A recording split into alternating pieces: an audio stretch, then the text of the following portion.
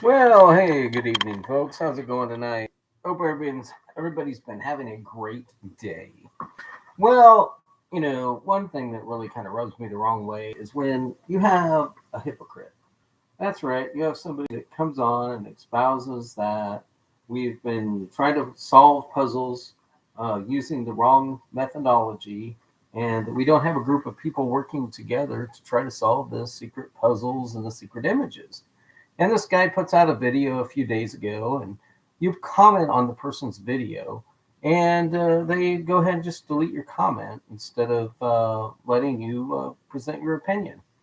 You know, I find the highest level of hypocrisy when somebody asks the community to provide input, and when they do, they delete their comments.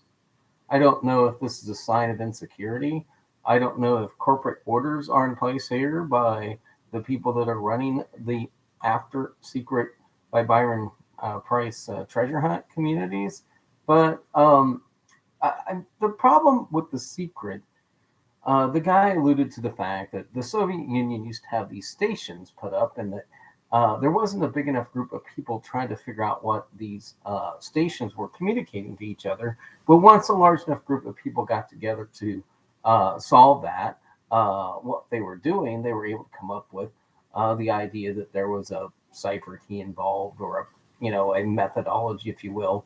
And the guy went on to explain one of the rudimentary and easiest ways in which to establish some sort of communication between two people utilizing uh, let's say, a key that both of them have, and it's just a matter of translating that. And then he issued a challenge to come up with the solution, and he'd give you a painting on the wall. Well, yeah, I mean, that was just silly. You have to have the other a key in order to be able to transcribe the message, and so I don't even know what that was all about. I think it's been pretty well proven by the three puzzles that were solved in the secret that there is no secret cipher involved. There's no cipher involved in any of these puzzles by the author. And so at some point, I'm just waiting for the day that the people who at these 12 treasures, the secret, come forward and uncouple uncouple their image and first matches and take them down and represent them as this is what we think perhaps are some of the visual cues in image one, for example. And this is what we think some of the lines in verse number one mean. And decouple them from these matches that you currently have published to the secret community for years. For years. Sometimes the solution to the problem is the people who are presenting the solutions to the problem. I think it's fairly well proven. And I don't know why in the hell you would continue to look in St. Augustine forever.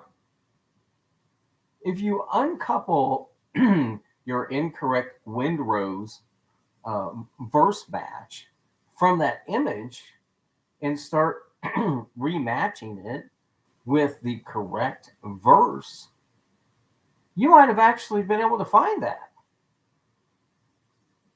But maybe you don't want to.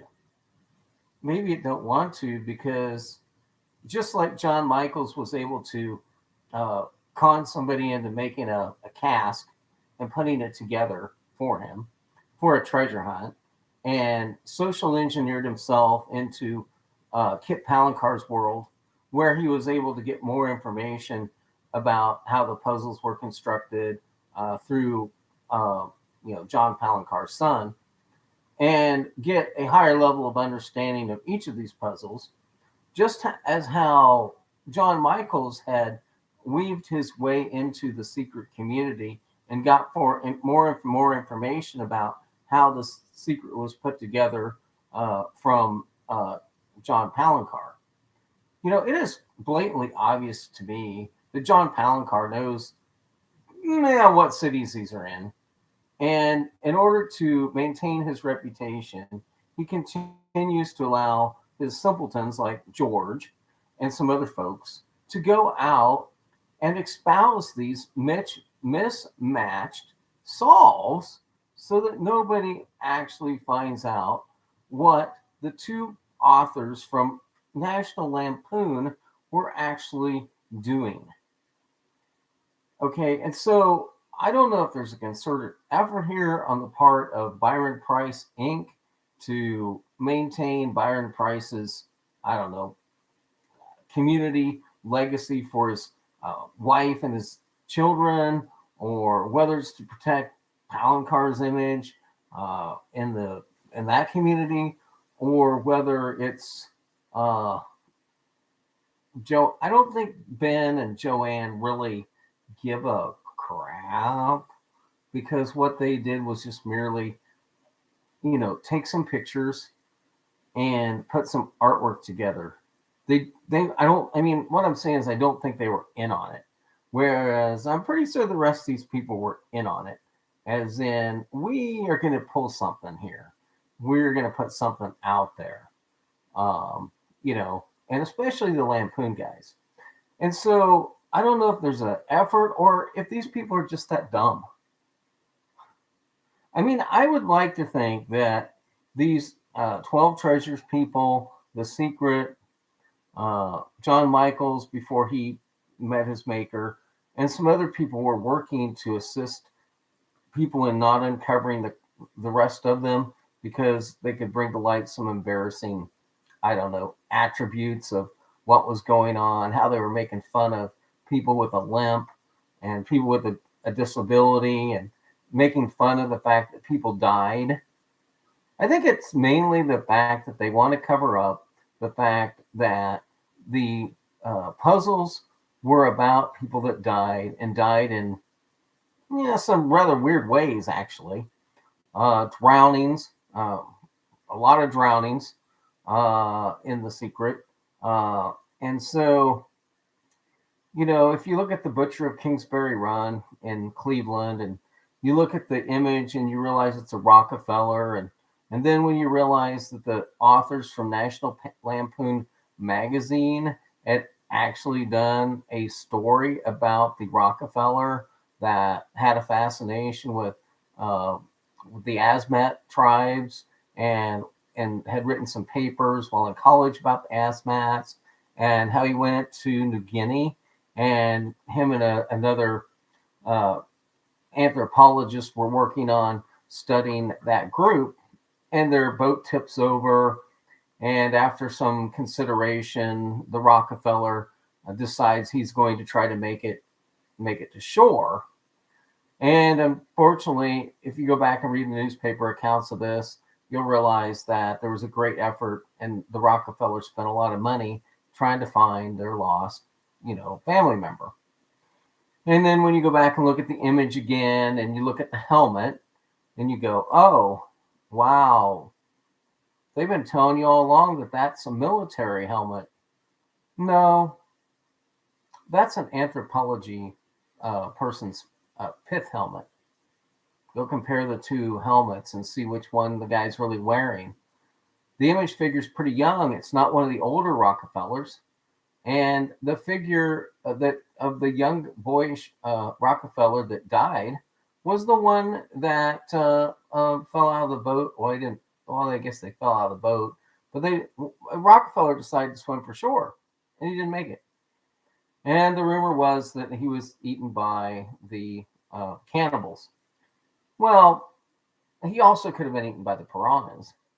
Okay, so now that you have that information, and they possibly could have been dismembered, start looking at the image again and see if you can see the piranha fishes, all the piranha fishes that are in that rocky abyss, right?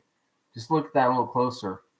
Look at all of the fish that are predatory fish that are in the woods. Then start looking at your trees that you think are birch trees, and then compare them to the actual trees that grow. and are indigenous to Papua New Guinea, and the type of trees that those are. And then once you start studying this, you'll notice that the body is got propecia. The Rockefeller family had propecia. They're making fun of the Rockefeller family, and it's a lampoon of of them. And you start seeing the piranhas, you start seeing the fish, you start seeing the fact that he swam for shore, and then you start seeing that the tail's somewhat detached, and all these other visual cues that indicate that the authors of The Secret were working to put in basically information that the National Lampoon authors had already written about in Lampoon magazine into The Secret. And so then here we go to so that's one tragic death, right? So the next tragedy is this Andy Papulo. And this funeral home, again, we gotta put a funeral home in here, right? A politician's family that ran a funeral home, got to have that in there. Because again, what's in these puzzles are the politicians and people who died tragically. So we get, the Cops Hill, right? We get the tombstones in the ears of the lion. We get the fact that they're making light of the molasses flood because they got that bag and that image that's swelling up, hence the molasses flood. You've got the death mask there with the knife in the head because he basically got stabbed and the oxygen didn't get to his brain and he died from that.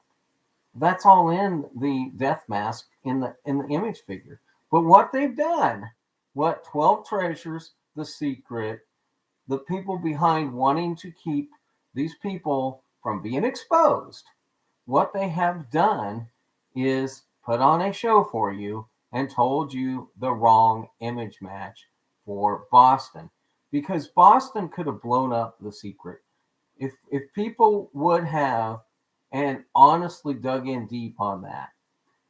I mean, in the image with the lion, there's a home plate in there. The Cops Hill railing is shown in that image. So what the image is walking you through is it is showing you that if you go from the Cops Hill Terrace using the verse that says exactly how many steps to the ground, and then it gets to the line that tells the image then tells you that it's there at home plate. All you have to do is go dig it up. I have shown evidence that the towers were white when this was put together. I put an image up of that. I've shown you that the bocce ball courts are exactly the same colors of those bocce ball courts that are shown on the image. I've shown to the community that when Josh Gates was promoting the Boston episode, he was walking along the Cops Hill fence railing that matches perfectly with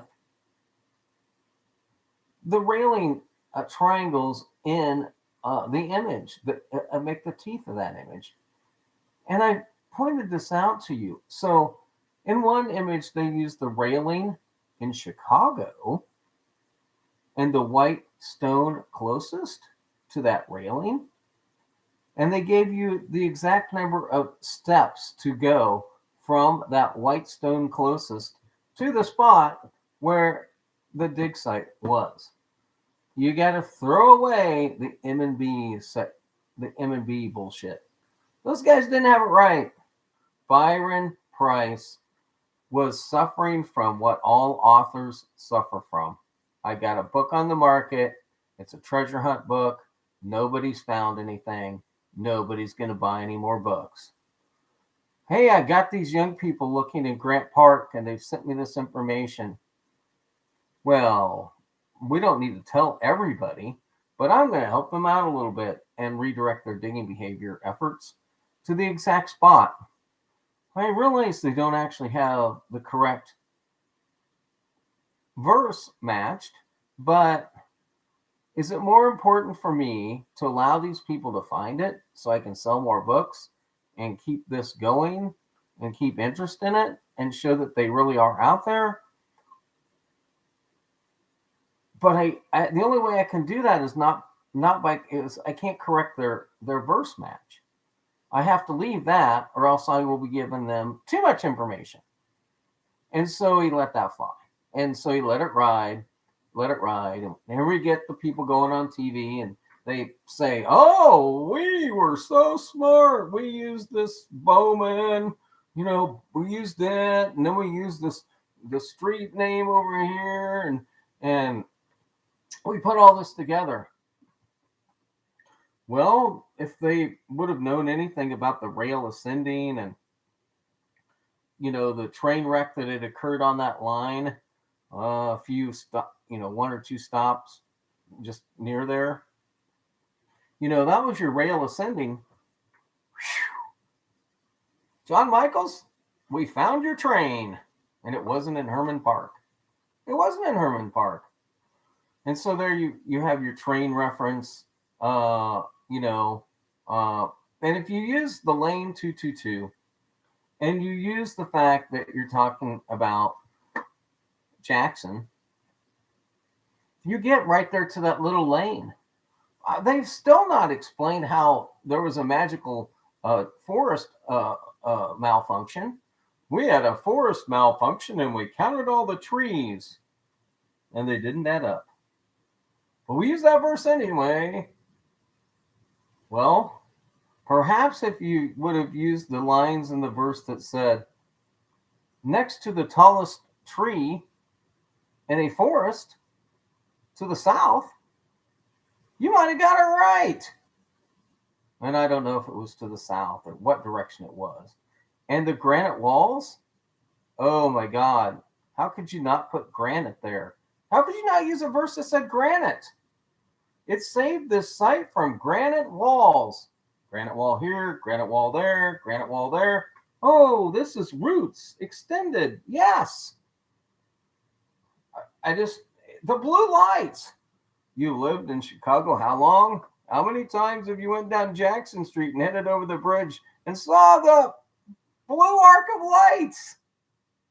How many of those roofs in that image have a blue cast to them?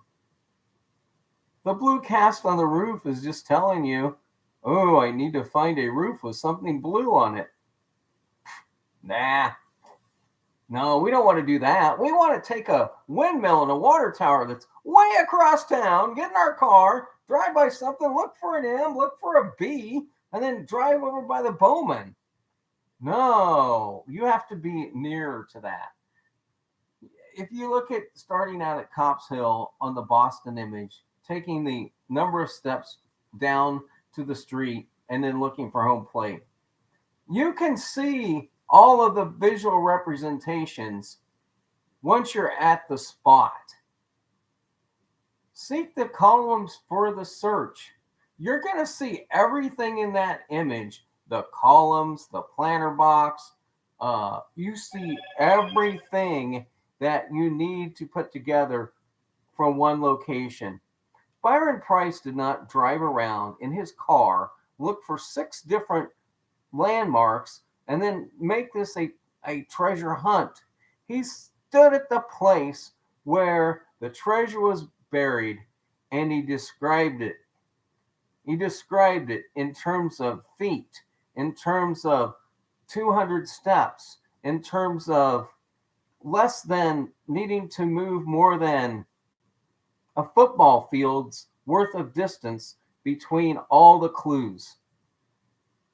And I use football field because, I think the foot is really important when looking at these puzzles, especially when you start looking at the foot that is in the image that's thought to be associated with the leg eater. The leg eater, a foot, it's a good place to put that little joke. Maybe we need to find a crippled guy, somebody that was born with a club foot. I think sooner or later, somebody's going to discover that one of these puzzles is actually about somebody with a club foot. I mean, there's going to be another one about a kid that was born with Down syndrome because they put up a picture of a face, a child's face that has Down syndrome. It's not Louis Armstrong's face, folks. It's not Satchmo. That is the face of a Down syndrome child. And one of these days, somebody will go to Cherokee Park and they will prove that the Down syndrome child had something to do with the beer industry in St. Louis, Missouri, not New Orleans. Now, I could be all wrong. You know, all these people that are putting out the false information on the internet and claiming that these verses don't match 1-to-1 and have been looking for years in St. Augustine and Milwaukee and Houston and God knows where else that's not, you know, because they've been using what conveniently fits their city that they want to go look in. You know, and so if you want to continue to use these methods of the past, well, they're not the methods that Byron used to put the images and puzzles together, but they're the methods that we've been presented by a group of YouTubers, of Facebook posters, and even a national television show that's hosted by somebody wearing a hat like this. I mean, if you continue to follow these ideas that you've been presented, if you want to solve the secret and you do not have any knowledge of the 1970s and 80s and current events, you need to call up your parents or visit the nursing home and sit down with somebody that grew up in the city of New York, in San Francisco, in Salt Lake City, you know, and ask them, hey, what was something that National Lampoon magazine would maybe make fun of your town about? Or go start researching the archives of National Lampoon magazine, because I will guarantee you that if you do this, you'll find out that many of the things that were written about in the back of the book had already been written. They were caricatures of people that National Lampoon had already basted. And then when you figure all this out, that this is a basting of people that were in Lampoon magazine, they're making fun of tragedy, you'll get the gist of where this started and where it ended up. And, you know, how it was a put-over, if you will, on the people that were reading the book. And that there was more going on here than met the ideas. Okay, so the clowns that thought that these numbers in the hair were numbers representing GPS coordinates. In 1982, nobody was driving around in their vehicles based upon a Google machine or a GPS coordinate, etc. In 1981, you got in your flux capacitor car and you did not punch in a year and suddenly arrive in some futuristic place where there was GPS coordinates for everything. You had to find an address for something in order to get to it.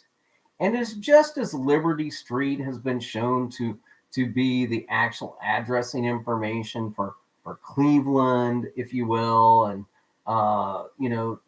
you've got, I think, pretty good proof that 222 Jackson Street was the addressing information in the Chicago image. You know, those are jacks. That's what those are. Those things that's got the wheel on it that protrude out over, those are merely jacks.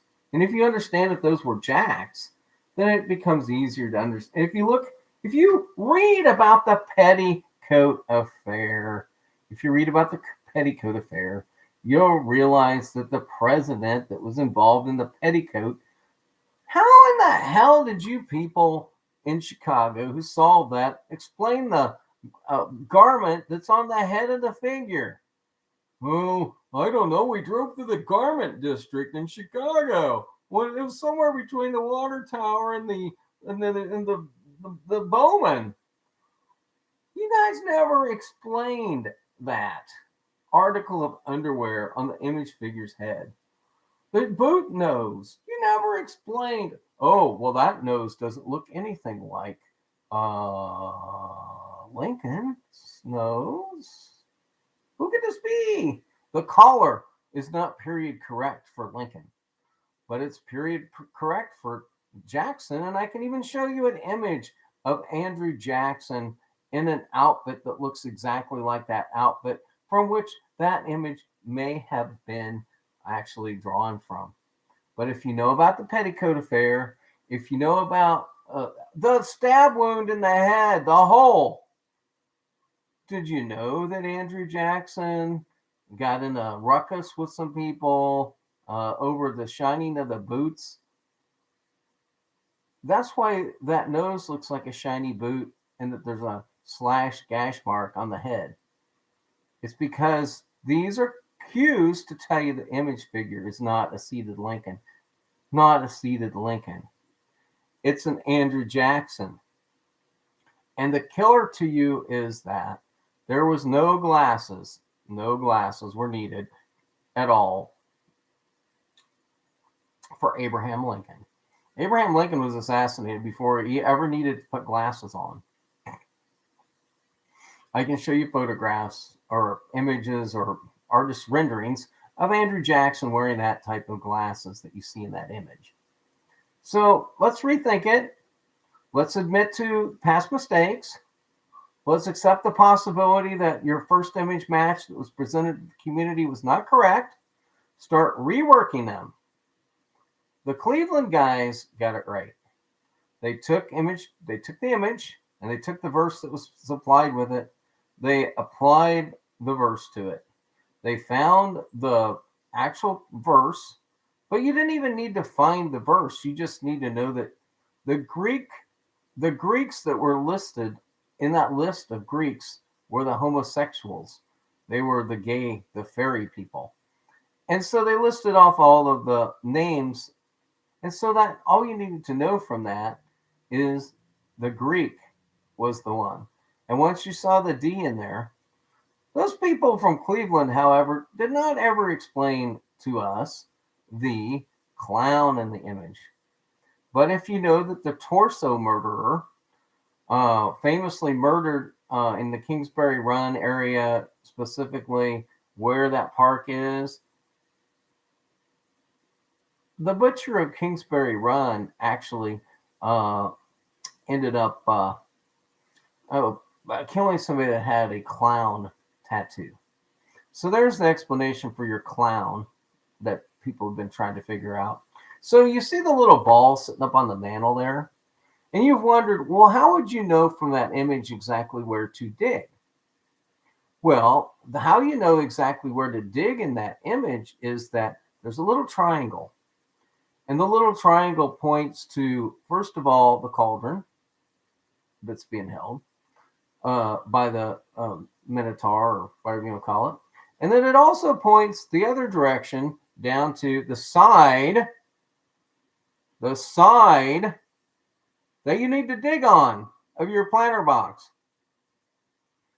And so between it showing you the area pointing one direction and then which side you need to dig on, you have the actual dig spot. Oh no, we didn't have it. Oh no, we had to touch the thing from the other direction. It's which direction do you start counting from? It was which direction do you start counting from? Depends on where you end up. I don't know. So you have in each image specific ways in which you can figure out not only what to look for, but where to look. And there's these other cues that give you when they put the home plate on the image and you're looking for a diamond, you're going to find your diamond in a ball diamond.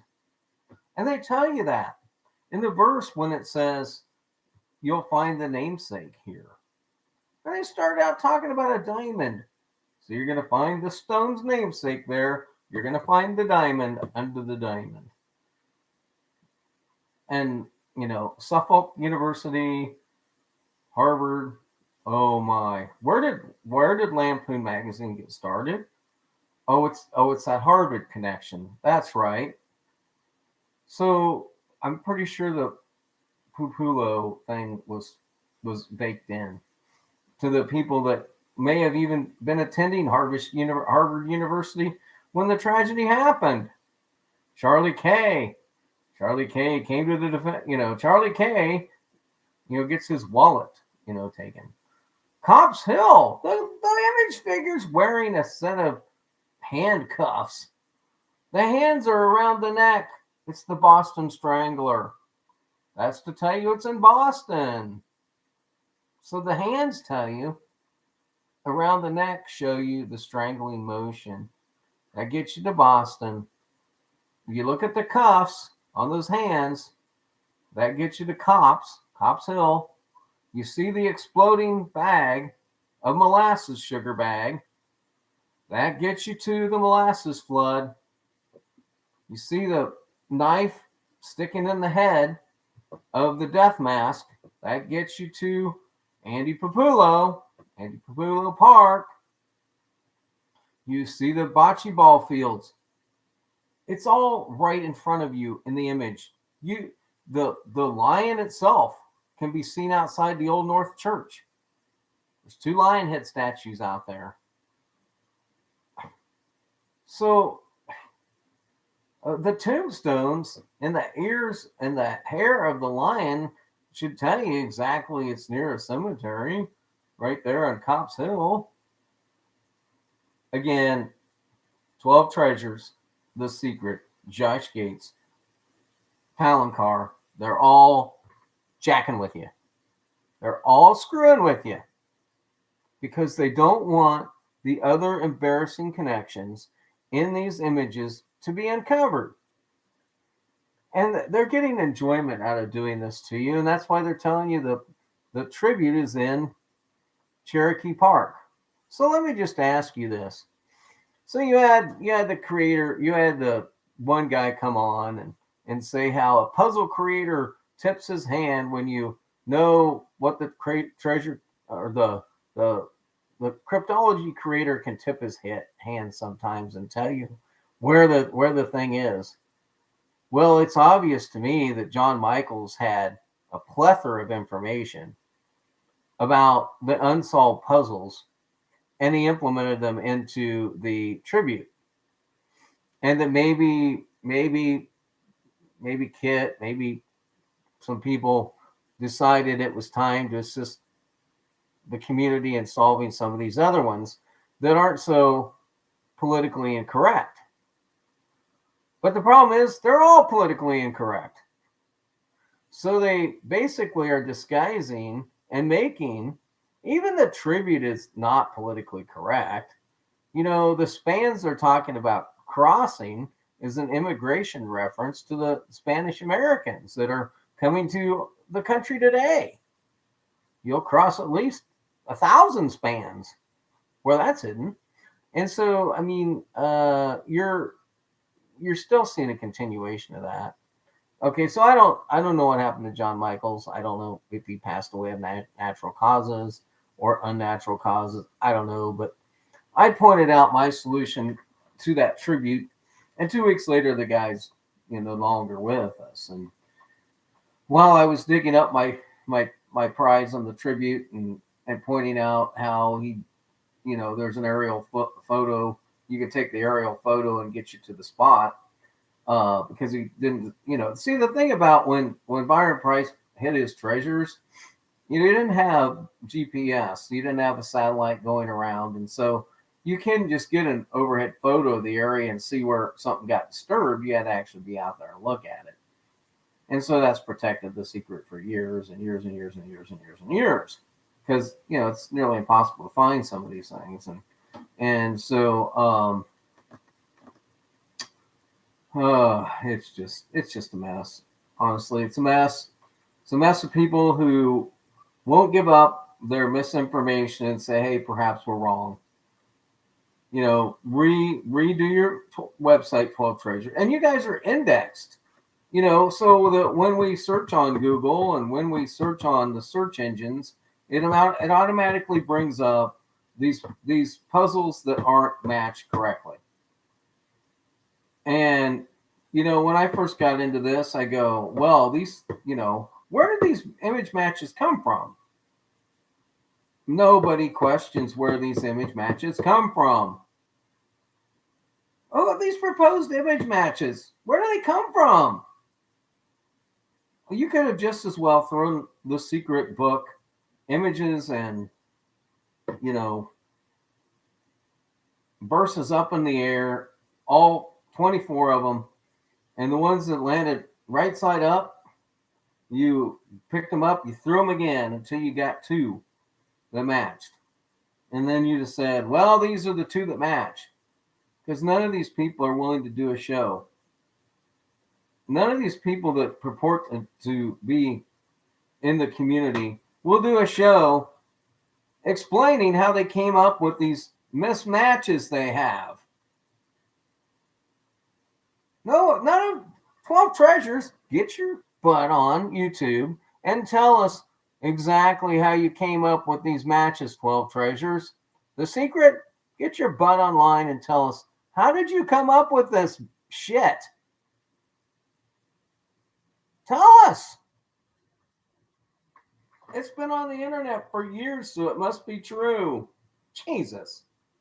It's been on the internet. Oh, well, Byron said this to somebody to say something about it as somebody back in 1989. Were you there? Where'd you get that information? Was it a private conversation with Palancar? Give us factual data. Give the community factual data where all of this stuff came from. And then maybe some of us might get interested in joining you to solve an actual secret puzzle. All you're trying to do is sell me a damn t-shirt or a hat with a fucking shovel on it. Or have me watch your show so you can monetize on YouTube. You're not even interested in solving the poem or the puzzles. Well, worked for me. I ended up getting a painting out of old Palancar. What a fucking idiot. He gave me a painting for my efforts. Yeah, he did. Because he doesn't want to be found out. I mean, I don't know. I just, somebody's going to die looking for the damn secret tribute. I'm just saying that's going to happen. And, or they're get injured or arrested or something. And, I don't know why you'd ever, what I heard on the tribute, I think this is what happened. So, these two guys were going to put together this treasure hunt, and they went down to Louisville one weekend. They drank a few beers and, decided that, hey, this high gold, this looks pretty cool. Why don't take a picture of that? Then they drove across a bridge that's in Cherokee Park and said, hey, that looks pretty cool. And then they thought, well, hell, let's just incorporate a couple other things, like a railroad, or a rail or, something that's happened. Because the two puzzles that were solved were basically, Chicago and Cleveland. So they probably tried to put some element of a Bowman in there, because that was a big clue in the other one. And people, so they basically put this prelude together. Well, what happened is the bridge where they were going to hide the treasure was suddenly scheduled by the Department of Transportation to be renovated. Hillside, marshes deep, all this bullshit. Well, fuck. You can't even get to this area while that bridge is closed. this part of the park got shut down. So in February, the construction project was basically set up to be done, and it's like, well, shit. These people won't even be able to get to this in this park. So they found out that the construction was going to be done. So they whether they actually went out and retrieved the treasure, or just made up some fucking story that they did that. Uh, who knows? Doesn't really matter. But you get this fantastic, thing where he's using a drill to take apart the thing, and he's showing you how something got broke or whatever. And I think that I don't even think any of that happened. Honestly, I don't think any of that even happened. I think they found out that in Cherokee Park there was going to be construction on the bridge where they were going to hide this. Got to remember, back when they were putting together the tribute, one of the treasures was found next to a bridge, right? And close to that other one that was found in Cleveland was some sort of planter box structure.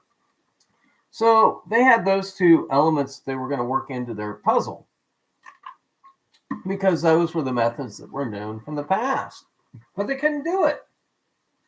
So they had the tribute plot, already designed. And if you look at the tribute brochure, the prelude to the tribute brochure, it's got those, that detail that's directly off of a bridge in Cherokee Park. And it's got that facade outline directly like the High Gold. So they go, what the hell? We got to redo it.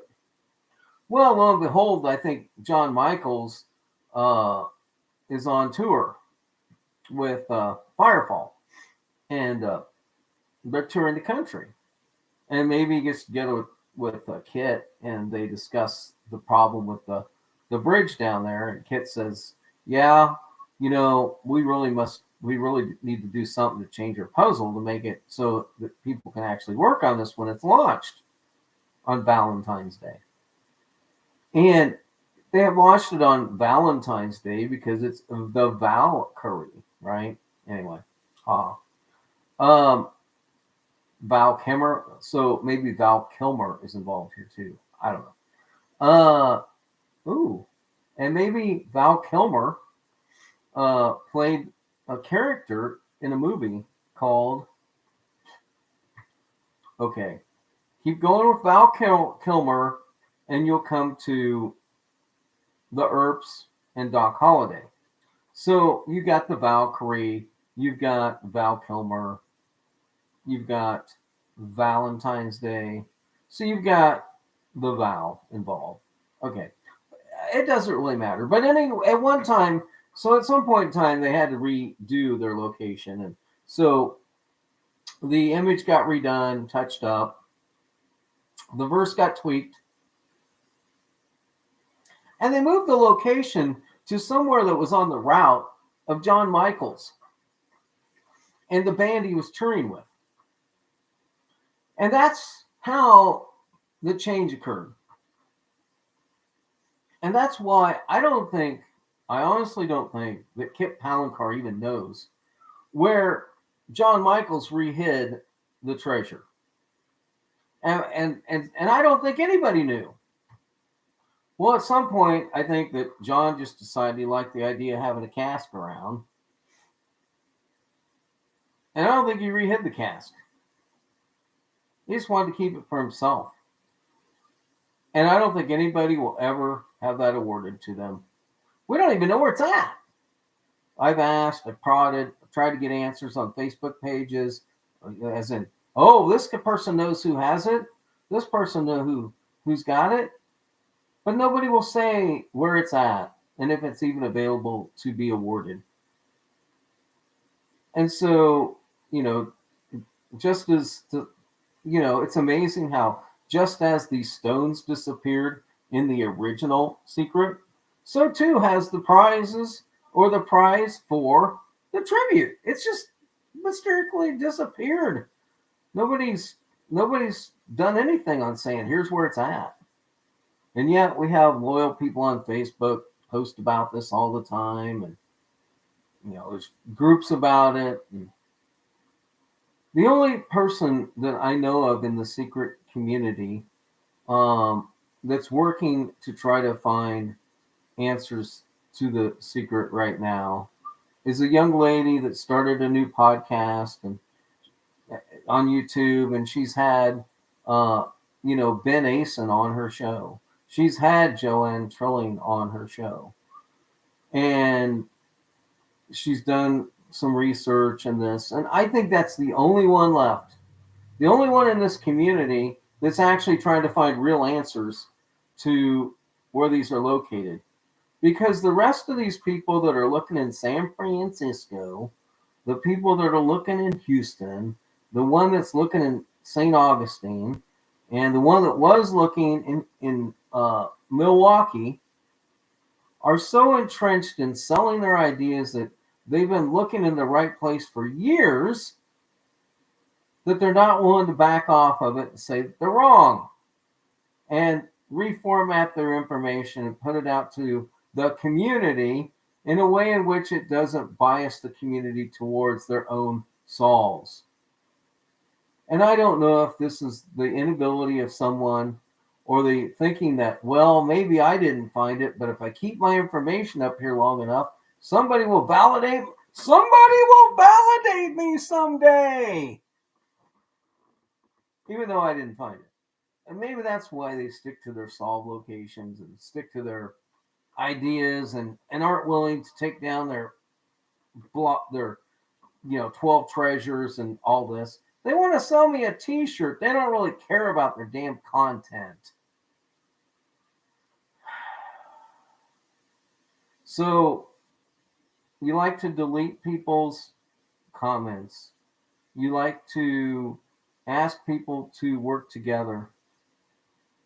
Yet you want to be the hypocrite and continue to put false and misleading image and verse matches out there and not preface them with saying that 3 people got together one day, put together a website, and have been misleading the community for years.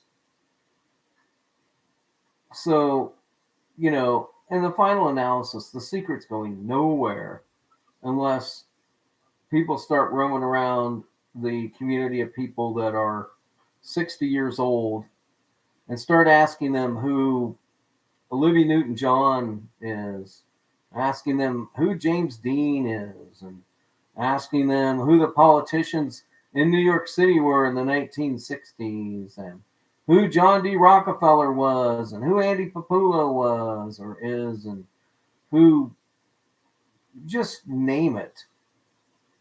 Ask them what the Petticoat Affair was. But learned people are out there that can assist in solving this. Unfortunately, you shunned everybody that's tried to help you. All the millennials out there trying to find this, Generation Z or whatever, all the younger people that are working on this, you have basically ostracized and alienated the people who could actually assist you with this. And I put myself in that category. If you want to delete my comment, go ahead, delete it. But when it's the truth of what you're doing, and you're trying to why are you trying to get me focused on a cipher when there is absolutely no ciphers involved in this? Why do you want me to get me focused on GPS coordinates when there is no GPS coordinates in this? Coincidence.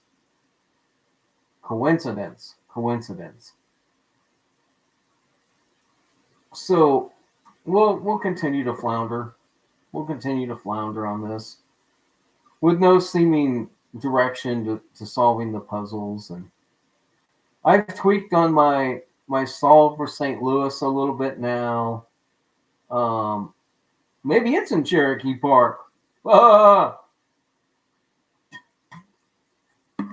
tweaked on some of my solves and, looked at the limps and club feet, the piranhas, the fishes in the background, the knives, all this stuff. You know, I'm honestly starting to think that the San Francisco image has to do with the Chinese immigrants and the waiters. And so it could either have to do with the railroads on Snob Hill, because that little pearl could be a knob. I'm almost convinced that it's not in the park, um, but that the Chinese, uh, unless it's near the Hiragawa statue. But I'm actually thinking it has to do more with Portsmouth. It has to do more with the Portsmouth. I originally thought that image was of Catalina Island myself, and it had to do with the Bannings. But I saw the B and the D in there the other day, and I think it has to do with Betty Davis Eyes, which was the most popular song back in that time, and it was written by Kim Carnes. Kim would be a name for a Chinese person, and I think that there was a restaurateur in Chinatown by the name of Kim, and Kim basically ran the Empress uh, restaurant, and Portsmouth Square is right there, and the Louis Stevenson fountain. It was actually a water fountain, which would have had a single spout because you could have drank water out of the Louis Stevenson fountain at one time. And so there's your spout. And the Louis Stevenson statue in Portsmouth Square is proximately close to where the first immigrants. There's a plaque that talks about the very first people to arrive in California, in San Francisco. And so you go to Portsmouth Square, you look at up at the building of the Empress, you see those globes that are up there. If you look at the street there of Lum Street, uh, that explains the balls in the top of the image because that's in Chinatown. The China Dragon would be there.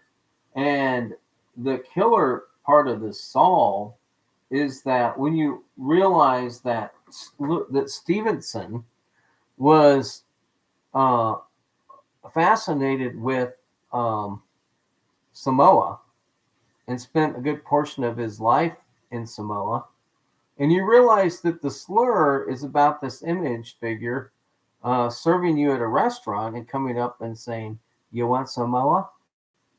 Oh, that very good. You want Samoa?" And so it could be right there at the Louis Stevenson fountain out there in in San Francisco, because the spout would obviously be the water fountain. And so there's your spout. Unfortunately, again, just like most of these, that's been moved. The park's been redone a number of times, and you'll probably never find it.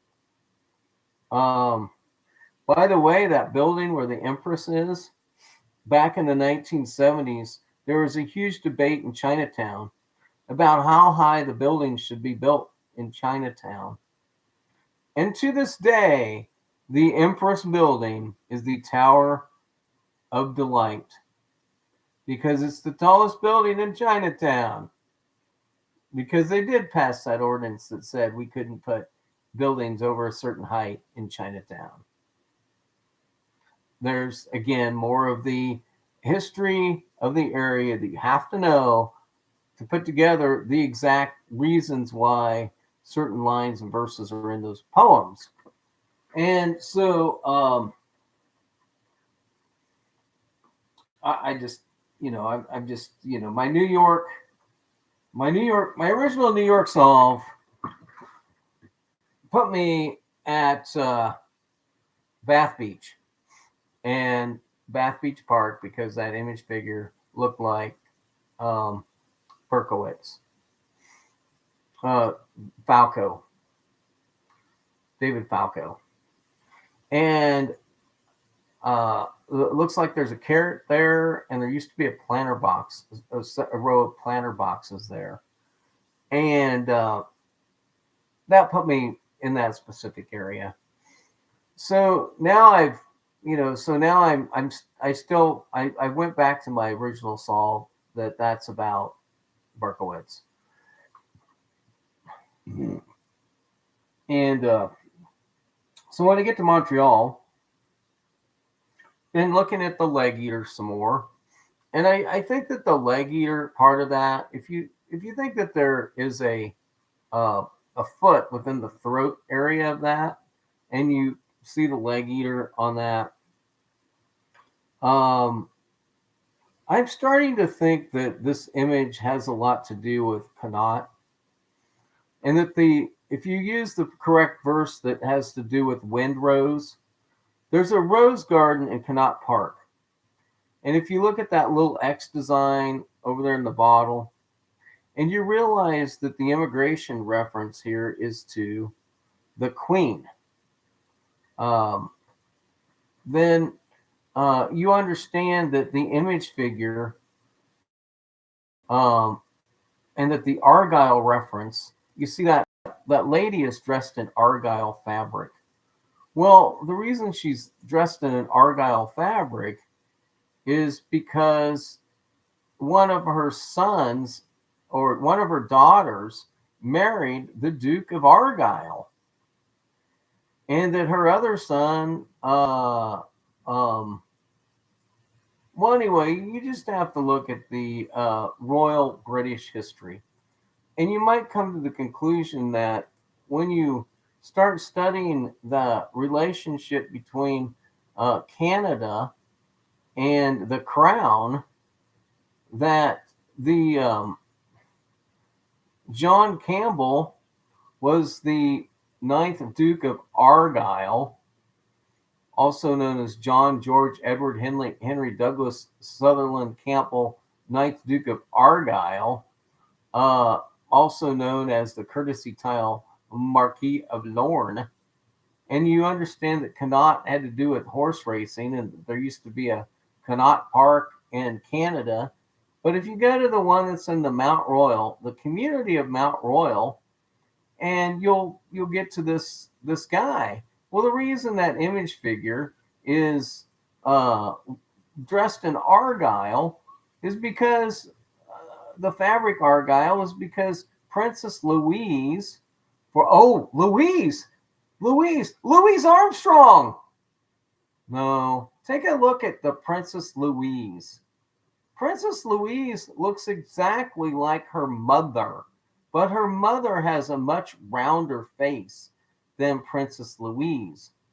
But you could easily say that the reason you have a figure dressed in Argyle pattern is because you're dealing with the marriage of Louise and uh,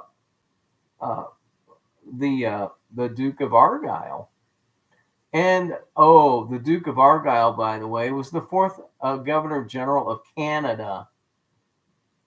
But if you look at your image figure and then you look at um, uh,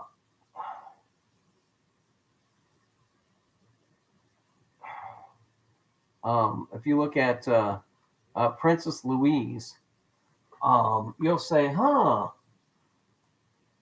let me look at Queen Victoria now. Ooh, Queen Victoria? Wow, her face is kind of round. And so there's a picture on the Wikipedia entry for Queen Victoria that has her in this hat with this little dot on it. And I can't help but wonder if maybe that was the inspiration. Victoria, we are not amused, is attributed to her, but there's no direct evidence that she ever said that. So there's a picture of her that looks like she's wearing that black outfit, and she's wearing this hat that's got this white dot in the middle of it.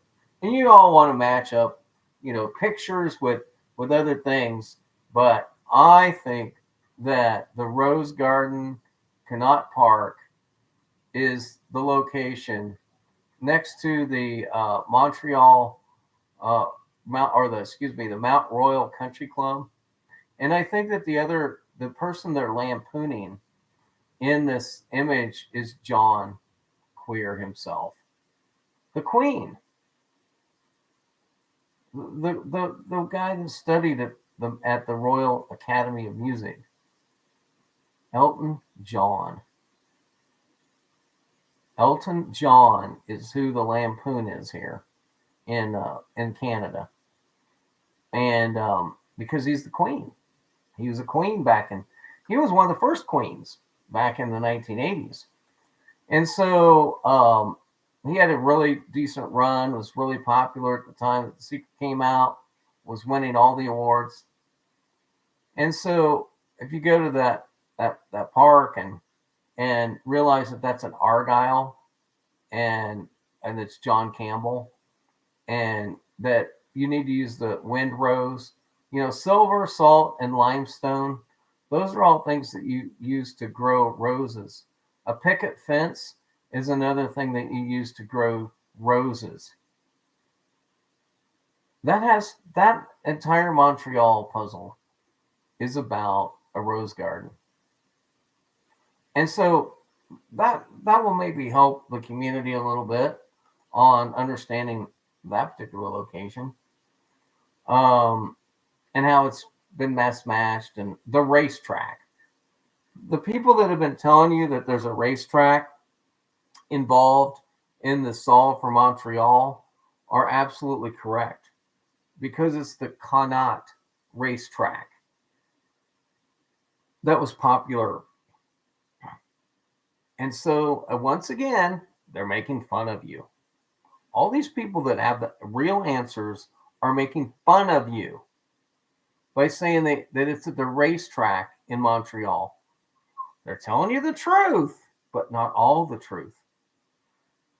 And so you run over to where the racetrack is on that island in the St. Lawrence Seaway and focus your efforts over there instead of looking for the real answers. But the only way they're able to do this is to keep you misinformed on what the image matches are and what the verse matches are. So if there's any lesson here tonight, it's throw away the secret proposed ideas that are out there. Think on your own. Use your own brain. Put it on a swivel. Contact some people that are 60 years old, especially in the communities in St. Louis, or maybe instead of Houston, another city. Instead of Milwaukee, maybe contact some people in Salt Lake City. Talk about the hand carts. Talk about the cicada. Talk about Brigham Young and ask them, in 1980, that Brigham Young statue with the arm extended, was it in the middle of the street at the time? Did it get moved back further, closer to the tortoiseshell, the music building that was built there? Did it get moved out of the middle of the street and back? Well, yes, it did. How did you know that? I did the research. I looked in the right city. I didn't believe the image match, so I matched up the temple with the image. And guess what?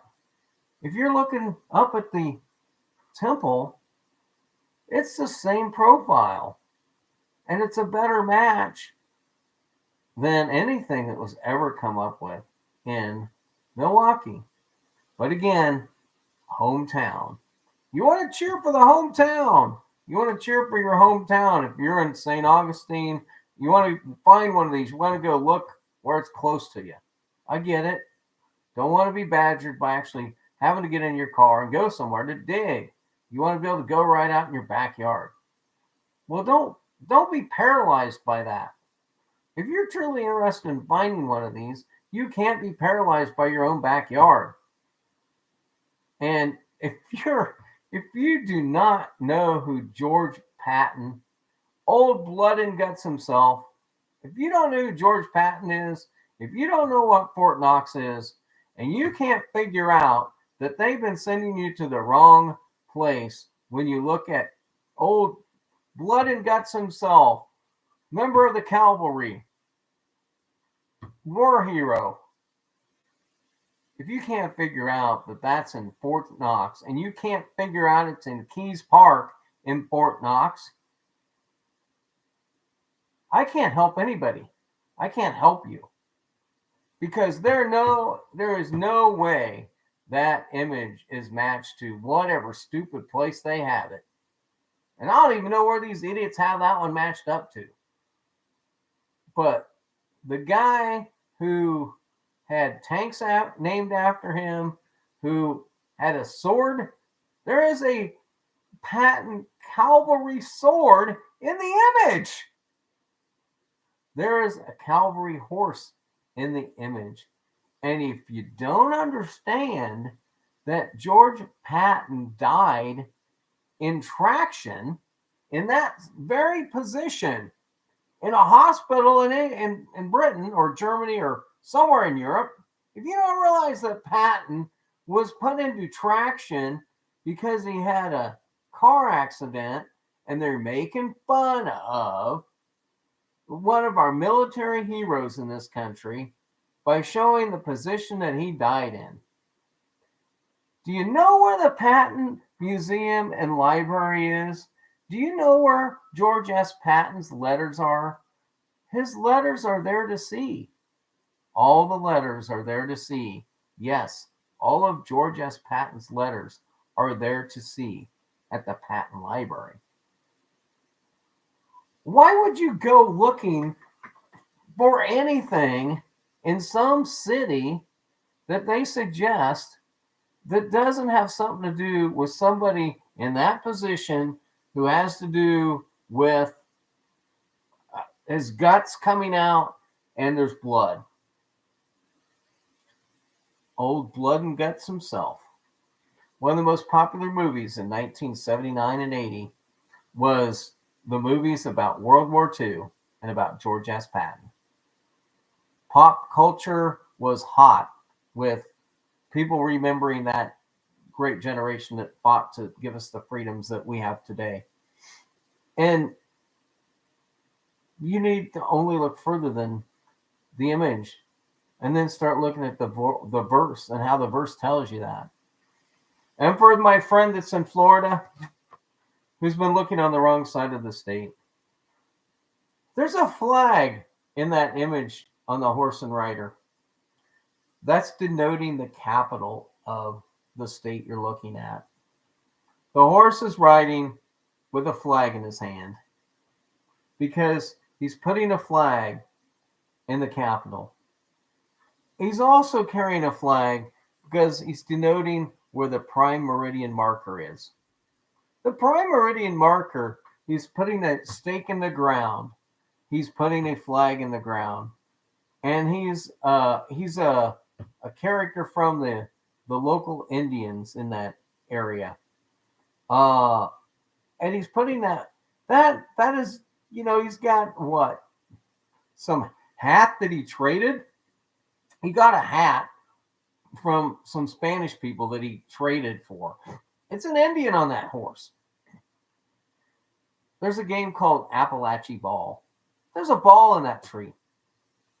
Okay, so you'll never find this. You'll never find this particular one because they've redone the park. So the prime meridian marker where this one was located at in Tallahassee, Florida, is no longer there. And so you'll never find this. But Bloxham House, the White House closest, law defended, is talking about the Lafayette land grant, of which everything was surveyed off the prime meridian marker. And so it's the park in Tallahassee that was a Superfund cleanup site. So the Superfund cleanup site in Tallahassee is shown in the back of the book and a number of images where there's pollution. Just go look at the image itself. The image itself, those are not clouds. That's actually a gas flume. Well, the park, this was one of the only few places in the world that had a gasification plant that they produced their own energy for the community. And it turned into a super fun cleanup site. And if you look at the water in that image, why is the water polluted next to the prime meridian marker? Oh, you just thought, oh, yeah, look at that again. The water is dirty, it's polluted. Because this became a super fund. Now you need to know that back in the late 70s and 80s, there was a great effort by the federal government to curb the impact of pollution. And if you look at the Indian figure looking up into the sky, and then you Google a guy crying Indian commercial, Google crying Indian commercial, and you'll see the crying Indian looking up and the tear coming out. Then when you look at all of those, that rocky figure and that rocky appearance, guess what? That's coal. Google a picture of coal and then Google, take a look at the image. That's coal. So in the image, you have the coal and then you have the gas coming up from the coal. The illustration here is giving you the coal gasification plant. The flag in the ground is telling you the prime meridian marker. And the actual rock in there is the fin rock that Forrest Finn's father fished around. No, it's not. It's the actual rock that used to be in place at the prime meridian marker. The prime meridian marker used to be a rock next to a tree that had a pipe fence structure, bars, if you will. And it was a square little display. You can Google it. There's pictures of the prime meridian. Just, you can Google prime meridian marker, Tallahassee, Florida, 1970s pictures. It'll be a black and white photo. You can find it, no problem. Or you can go to thesecretsolve.wordpress.com, where I'm not trying to sell you a t-shirt. Well, I'm not trying to get you to subscribe to something. Well, I will let you participate in visiting with me without paying a subscription to any service out there. I realize all of this is not going to earn me a painting from the Palancar collection. I would have to probably purchase that on my own. But anyway, I'm just wanting to get to the bottom of these images and these verses, get you on the right track to actually finding something, get some shovels in the ground, not some shovels on your t-shirt or shovels on your hat. And once I convince enough people that that's the way to go, perhaps we'll have some movement in this. Okay, well, I went on for a while. I've given you most of the locations. I will probably recover one of two of these in the next year. And then maybe people start to listen to what I have to say and the methods I've been using in order to drive these locations. But until such time that I provide you proof, you're just going to write me off as another babbling idiot, which is good. I'll take that. I just want to remind you that, we're not all out there listening for none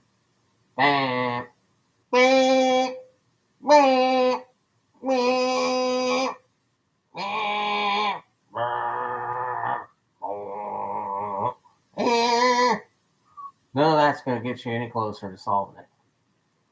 All right, hit me up on my Facebook, hit me up on my Patreon, put some money in my account. I'll give you my PayPal address. I'll give you some shirts you can buy. Here's some cups, here's some mugs, here's some t-shirts. Here's all kinds of stuff I just want to sell you. And while I'm doing that to you, I'm getting a kickback to keep all this stuff jumbled up, mixed up in your mind so you don't find the real answers. Put that in your cipher and smoke it.